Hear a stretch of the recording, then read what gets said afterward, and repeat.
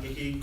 I know that a couple of you guys, currently taking, used to take my courses and stuff, but most of the things, buddy, I don't see you guys. But I'm an assistant professor at the here in Kearney, and then I'm also mainly teaching athletic training stuff. So obviously I'm an athletic trainer, but I also a certified athletic trainer. So you guys know what's the athletic trainer is, right? Kinda. So I can helping the other teams and stuff. Before I come here, UNK, I'm a certified athletic trainer for the Team USA. I know I'm from Japan. I'm originally Japanese, helping the USA team. So it's kind of a little bit, interesting story there.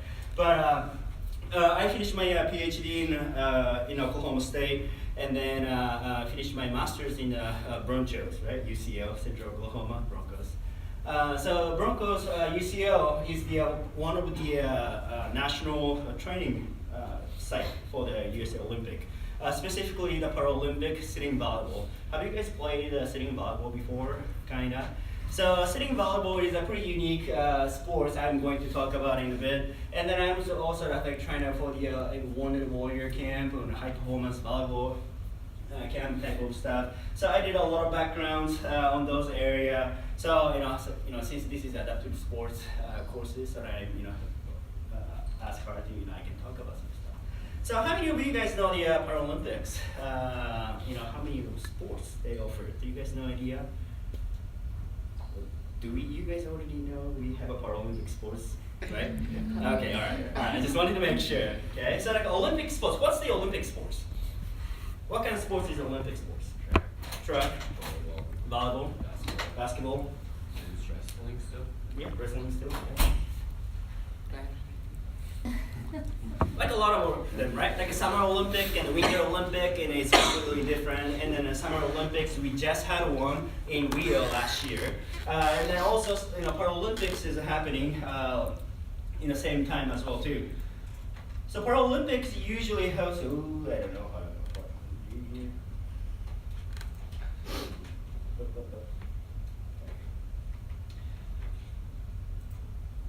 So here is the actual Paralympic website that you can see the Summer Olympics. Paralympics usually host right after the actual Olympic. Okay, so like you see the opening and then watch the entire couple weeks of the events, and then we have a closing ceremony. Okay, after that Paralympic usually hosts, and then broadcasting compared to the Olympic, it's really minimal, but it's getting better since London Olympic, which is 2012.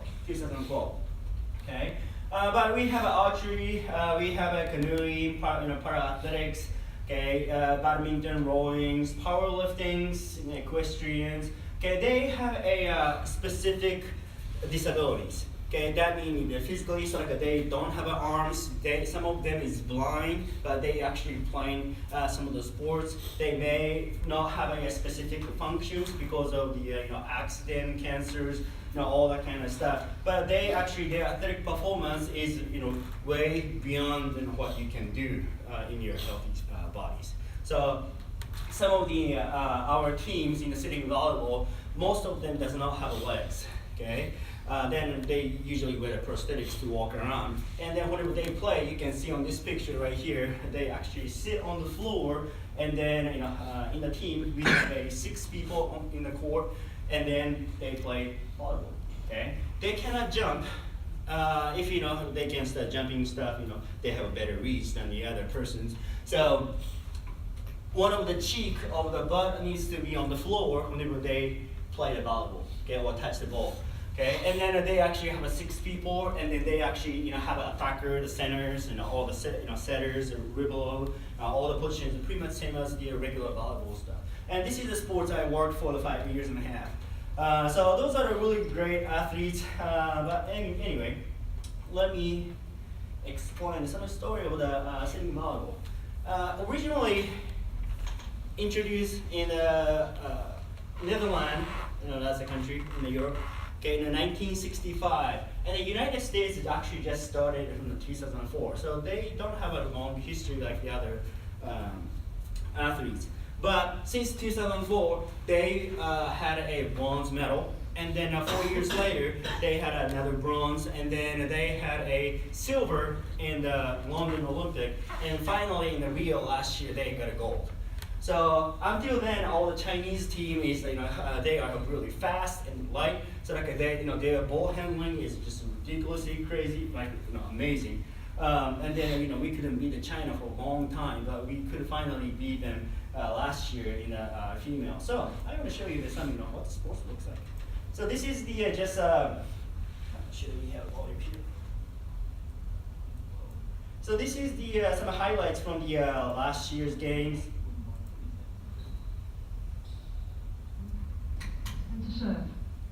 So this is what sitting volleyball looks like. So they have to have a really precise movement. Into the antenna from. And then so a lot of people that doesn't have one legs. You don't see the leg right here. That person doesn't have legs, and then she is a high school student. She's in college now, but she looks like normal. But if you look closer, to one of the hard limb is way shorter than the other, and then a muscle atrophy is going on. So she does not. She has minimal disabilities, but it's a setter. The person here, unique, hard. She doesn't have legs. So there's a lot of unique disabilities going on. Point for the USA. This is brilliant.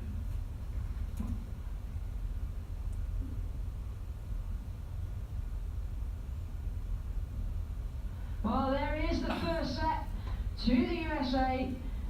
They take the lead, 1-0, 25 points to 12. So unique things about the Paralympics is the age range is so wide. So one of the setter in our team is a high school student. The oldest we have in this team was close to 30 years old. And the men's team, we have 50 years old as well too, with the diabetic. So yeah, it's really interesting. Age range is so wide. National teams. 2-0, 25 to 12.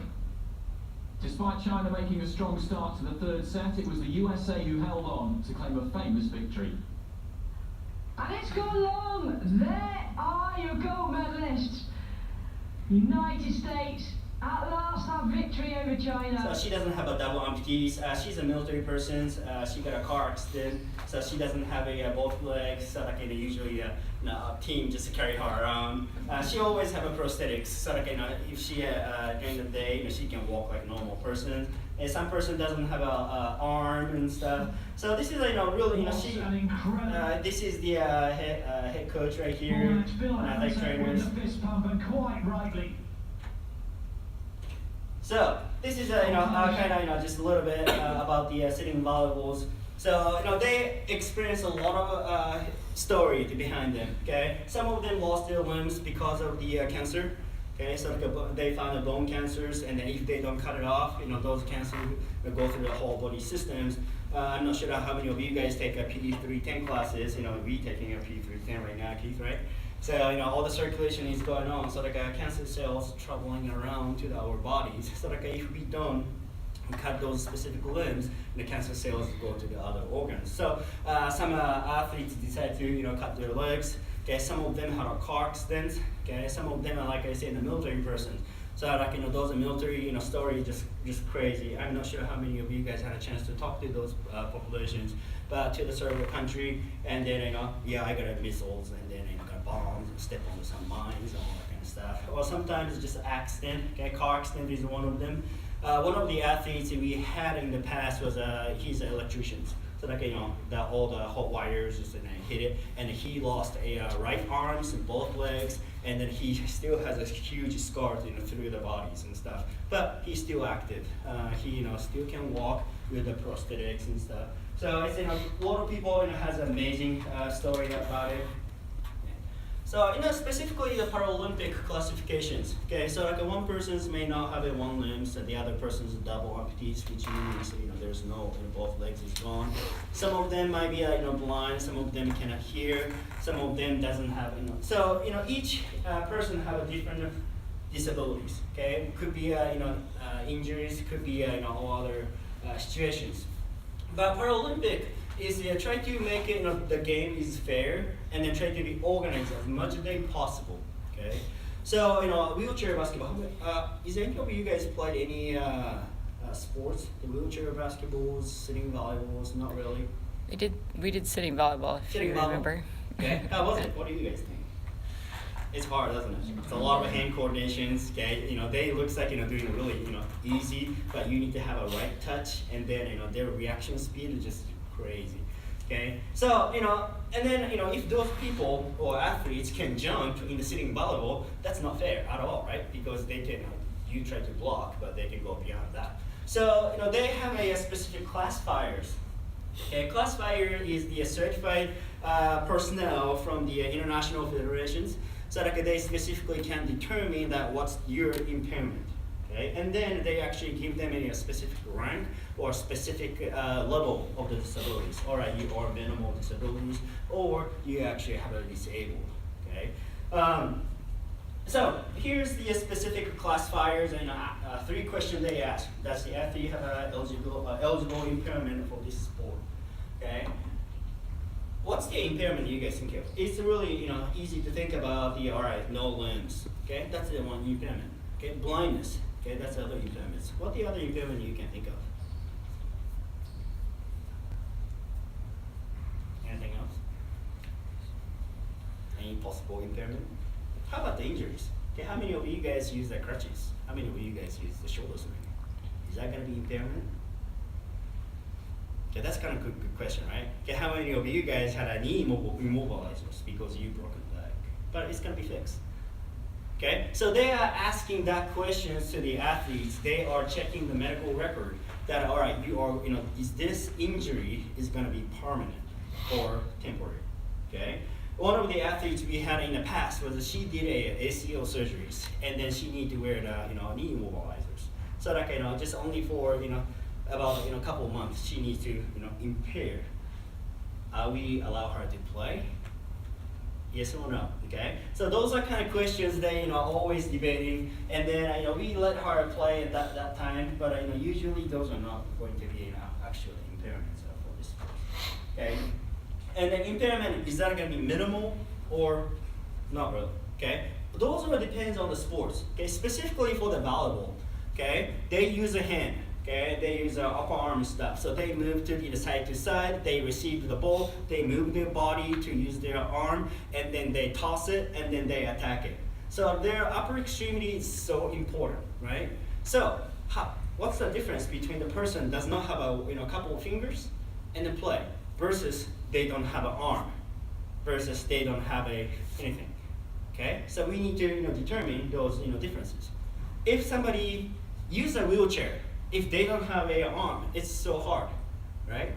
But some of them, for example, the track athletes, if they don't have arms, they should be they still can run and jump. Okay, so if they don't have legs, is that going to be impairment? So they always try to find out what's the criteria and what's the best fit for the specific athletes and specific sports. Okay, and then we have a major 3 impairments: physical impairment, visual impairment, and intellectual impairment. Okay, most oftentimes in the Paralympics, you will see a lot of the first 2, the physical impairment and visual impairment. That's the majority of those. If the intellectual impairment is so severe and stuff, you guys probably heard of the Special Olympics. Okay, so it's Paralympic and the Special Olympic is slightly different, but it depends on the sports. Okay, so I'm not saying that the intellectual impairment is always happen in the Special Olympics. Okay, minimal disabilities in the sitting volleyball is you have some sort of the minimum disabilities on the lower extremities. Okay, while losing the specific limbs. Okay, or losing the 1 fingers. Okay, that's considered as a minimal disabilities. And then disabled, meaning is that some impairment is going on through the whole entire body, or severe impairment in the lower extremities, or doesn't have above knee. Okay, this is the below knee amputations. Okay, this is the above knee amputations. So if you have above knee amputations, they don't have a specific leverage, they can move around. And so that means it's hard to move. Okay? Whenever you're using the sitting volleyball you guys play, is you use your both legs and both arms. Okay? Just imagine they don't have one limb to use. Okay, it's so much harder to move. So like they need to use the other limbs to move around, the pass, and all that stuff. So, okay. So this is some examples about the impairment. Impaired muscle power, impaired passive range of motions. I believe most of you